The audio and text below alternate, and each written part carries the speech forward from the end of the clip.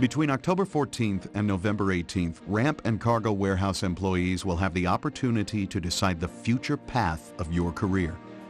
A choice between two track records. Delta's track record of providing a better pay, benefit, and work rule package,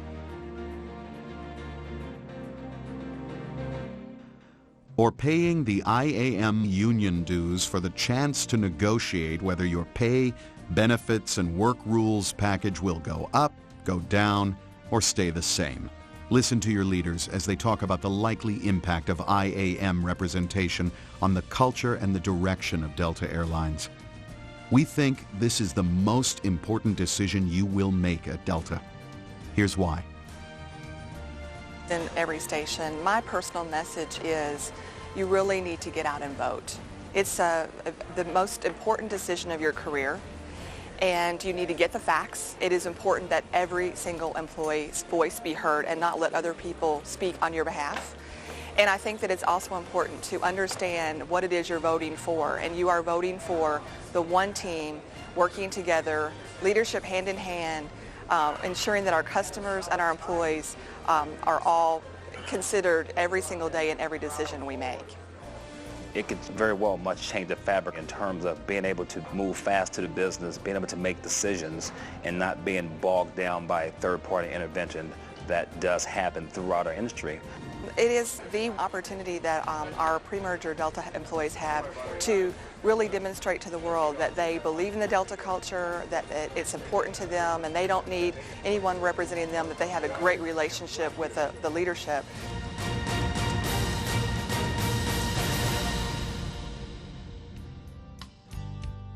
Historically, Delta's paid higher wages, better benefits, better work rules than IAM represented Northwest. You know, we've got a very positive culture. The IAM, they were against the merger from the start. They've attacked Delta. They've viciously attacked our leadership at Delta, and that's a culture, candidly, that's not the Delta culture. I think what I respect the most about ACS in the last 2 years, looking at the economy the way it was in 2009, it could not have been worse. And looking at the other carriers with representation that they had to go by the guidelines of the collective bargaining agreement and releasing personnel, the gymnastics, if I could say that, the gymnastics that ACS has done to keep our staff on the payroll and grow when the others are shrinking. Direct relationships within Delta are so very important for us. It's allowed us to really create a collaborative spirit between frontline employees and leaders. It helps us to be productive. It helps us to drive change and to make things happen out there without getting muddled up with all the red tape in between.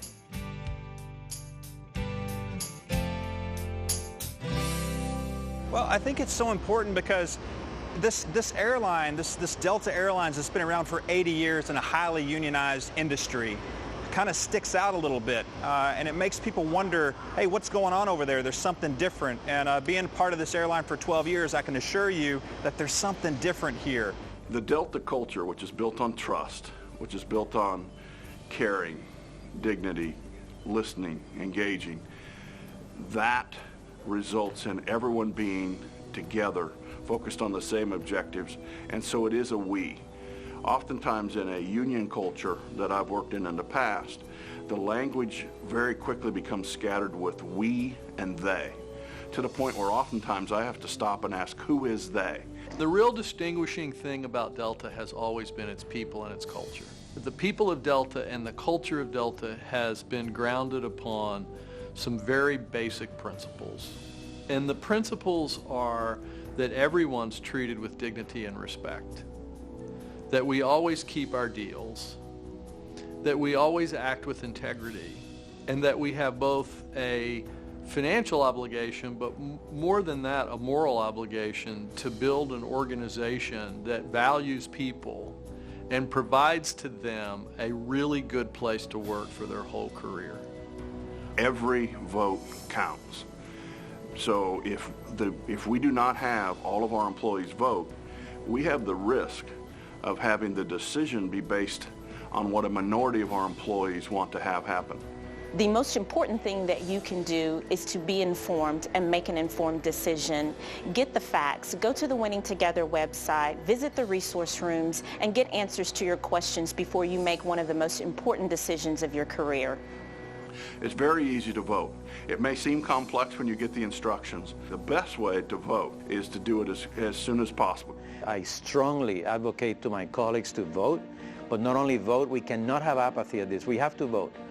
And in my heart, the vote has to be a no. Delta has to preserve its culture for the well-being of all of us. I have an opinion. I think you should vote no, and here's why.